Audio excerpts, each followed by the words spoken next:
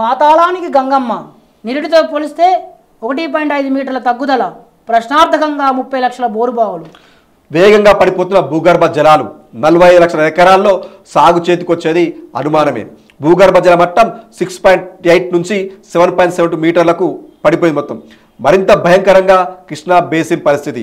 ఆశించిన స్థాయిలో లేని ప్రాజెక్టుల నీటి విడుదల. గతంలో లాగా చెరువులను నింపని సర్కార్. మున్ముందు మరింత దారుణ పరిస్థితులు.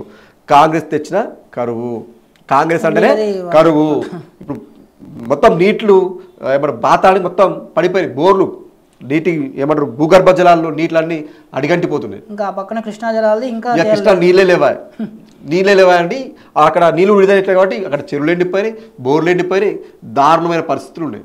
నీళ్లు లేక నీళ్ళున్నా దాన్ని వాడుకునే ఫెసిలిటీ మనకు లేక రాక ఇస్తే వేరే పేరు వస్తుంది కాబట్టి ఇలాంటి కుతంత్రాలతోని ఆపే ప్రయత్నం చేసి రైతులని ఇలా ఆగం చేస్తున్నారు.